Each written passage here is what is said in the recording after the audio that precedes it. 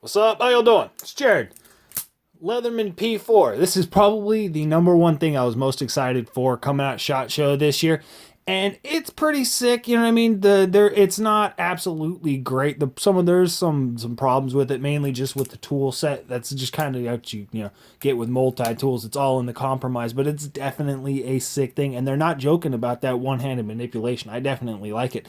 The magnetic closure is kind of cool. It's an interesting thing. It's floppy, you know what I mean? There's not a whole lot of play in it, but hitting the tripod, you can see, you know what I mean, there's a decent amount of flex, a little bit of bend in there, and so when you close it down and actually close it, there's almost none. That's what those little nubs do, right? Some people have complained about those little nubs, and I mean, it's not unnoticeable, you know what I mean? I definitely can feel it, I know that it's there, but it's not obtrusive. It's not something that's like a problem. It's not really gonna hurt me if I'm bearing down on this. You can see the amount of squeeze that I'm actually giving into these handles, and it's not bad. It's never going to actually do any damage to my hand, so it doesn't bother me. And it stabilizes it when it's closed. And so there's actually not a whole lot of play. There's not a whole lot of jiggling when it's closed. So it's got a good, nice, solid feeling from those magnets. I definitely like the locking mechanism here because you can see with the blade, if I actually operate any of the blade, right, it immediately starts interacting with that locking bar. You can see the actual tang of the blade there coming down, hitting that locking bar, pushing it down. And so that's working as your detent. That's actually what's working as your blade detent, holding the knife in, holding the saw blade in, and as well holding the serrated edge in, right? They're all immediate contact with that actual locking bar, but that's not the case with the tools. Because the tools you can push out and you can see they're just floating there. They're free. Haha, Leatherman free. They're just kind of free floating in there, and then it actually starts to make contact with the locking bar, right? And so you've got that little bit of ease on opening up, and then it comes around and actually comes in and hits the spring tension from the lock bar. And so that's actually what gives you the ability to just flip them out like that. And that's really cool. It is a neat design. I do like the lock itself. Excuse me. You can see it's kind of like a modified back lock. It's like a hook lock. You can see it's like a It's like a little hook there on the back of the tang of the screwdriver, I guess. It actually just flips around. You can see it connects in there. And so it's solid. That's definitely a good lockup. I'm not worried about that coming undone under any sort of use. You know what I mean? I like it. And it is one-hand manipulatable, I guess. One-hand manipulatable, especially with the knife. See, I was going for the liner lock. I still always do that. I go for the liner lock with this thing. It's not, but you can definitely operate it with one hand. I like it. It's easy to maneuver. I definitely like the blade. The blade on this thing, and they actually put Leatherman USA on there. They're showing a little bit of pride in this. And it's got an excellent hollow grind, very thin behind the edge for a multi-tool. It's definitely good. It's not perfect. This is a little bit of a sharp edge here, but they've chamfered the top where your actual thumb rides on the actual opening of this thing. They have chamfered it a little bit there. I like the aesthetics of this full-length swedge that come all the way down, almost right up there meeting with the tip.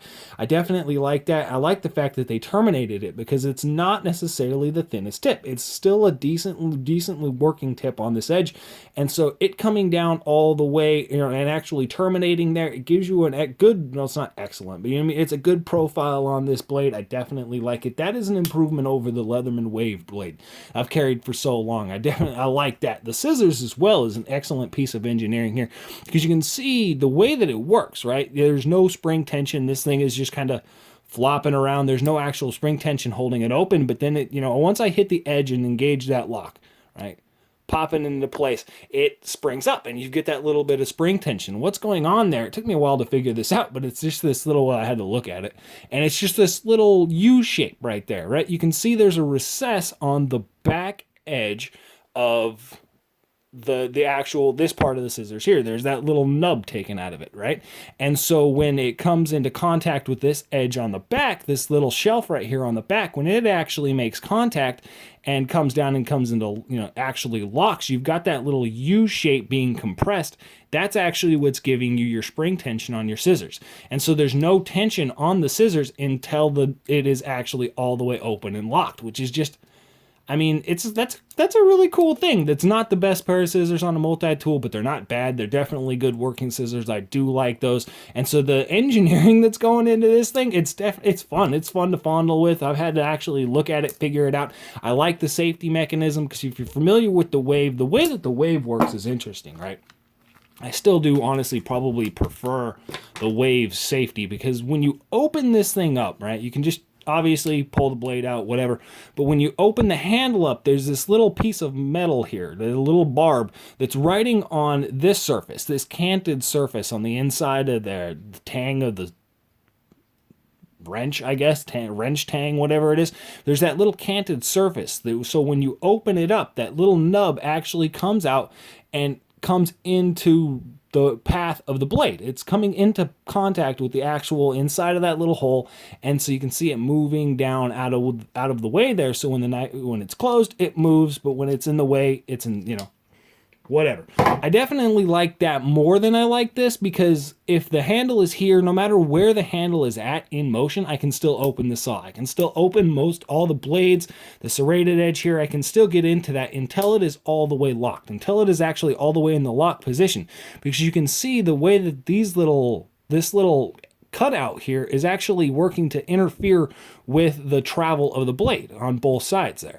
And so when it's open, you've still got full length of its full blade travel, and then it locks up and you can't actually move that blade. But if the blade is already open, you can lock it up, you can still use it, which is actually a cool thing. I'm just learning this now. Look at that. Haha, that's actually, you can't use it because if you hit anything with it, the locking mechanism will just break. But that's kind of cool, I guess. I don't know what you could use that for. And you see what I just did there? That was a complete mistake, but I guarantee you I just dinged the crap out of the end of the tip of that blade right there. I'm probably going to have to tune that up, break the lock, blade goes back down into its place. So it is a cool lock. You've still got the safety behind it.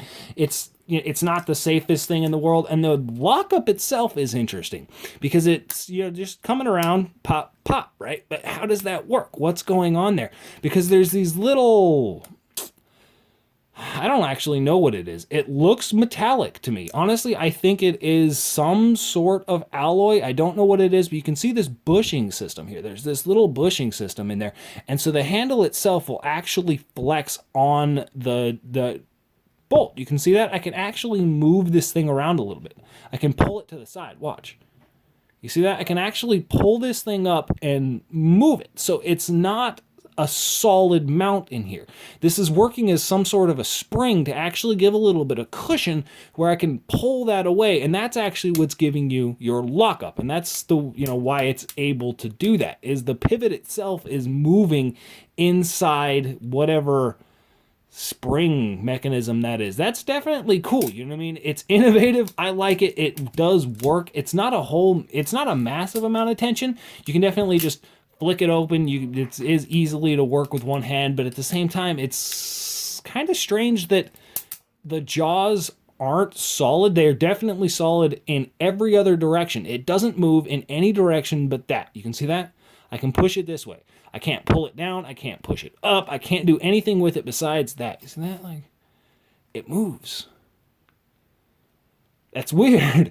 But at the same time, it's solid against that lock because you've got full contact of the whole, the frame on this side as well as the frame on this side. So any sort of closing pressure, any sort of tension pressure or force that you're going to stick on this is going directly from the those two pins, whatever they are, into the frame of the multi-tool. And so it is definitely a solid lockup. You've got a lot of strength in there, but at the same time, they move. They freaking move. It's the weirdest thing ever. It's not excellent. The tool set themselves, the screwdriver is, it's not bad. It does work. I don't know about these 2D Phillips, but it kind of bothers me because the Wave has an excellent feature with this little this little interchangeable bit driver that they've got here. And if you look at the dimensions of it, look at how thin this thing is here, right? It's not that thick. You could actually fit almost multiple of those into the same slot that these two, the bit driver and then this pry bar or whatever screwdriver are fitting into. And so why didn't they just put the interchangeable bit, because it's a flathead and a Phillips, and you can stick whatever else you want in there. They can sell you multiple, that's a opportunity for selling aftermarket parts. You want extra little bits and everything.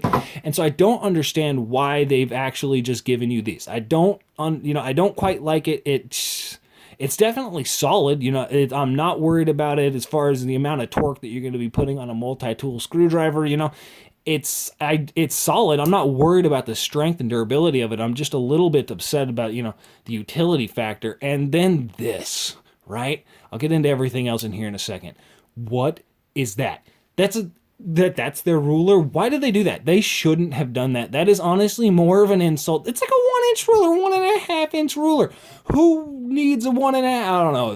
That's just like a freaking insult to everybody. I don't even know why they did that one there. It's the same thing, honestly, with the file. The file isn't bad. It is a nice file. It's got a good grit. It's got, it's definitely got a nice texture to it. I like it. It'll cut metal. You know what I mean? It's gonna cut wood. It's gonna definitely file down whatever you need it to. But it's tiny. It is small. You know what I mean? And that's just kind of one of the compromises you run into with a multi-tool. You know what I mean? When you're designing one of these things, it's hard. You can't pack everything you want in there, but at the same time, I really would have just rather had the same diamond file do this on the same thing, lose one of these other tools. Make the scissors smaller, shrink the scissors down, don't have them be such a major tool on the side of this thing. Give me a better, yeah, okay, but anyone can do that. You can bitch about the tools that you want on whatever it is. The fact of the matter is, this thing is excellent for what it is. I definitely like it. I've got a video I'm going to put up there, flipping free, and you can play with this thing. The reason I was so excited is I'm a balisong enthusiast, and I think this is really just the best multi-tool in the world for a balisong enthusiast,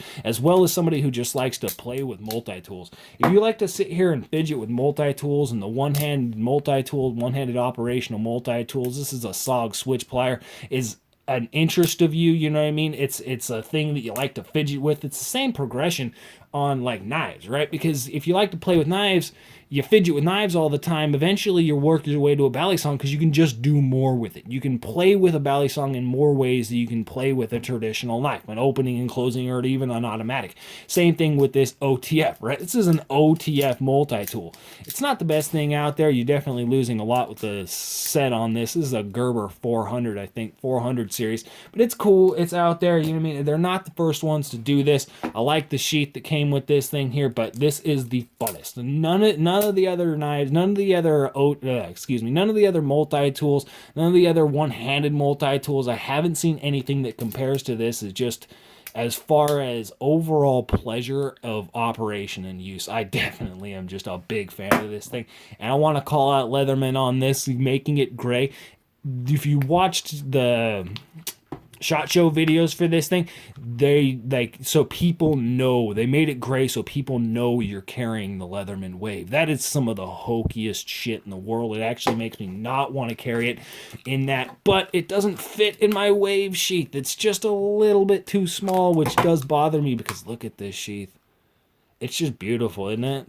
It's all beat up and worn, and you can see my belt pattern in there. I've been carrying this thing around for about 4 years, and I like the tool set on this thing more, but with as much fun as this is, it is not enough of a sacrifice for me to not carry this new free Leatherman P4.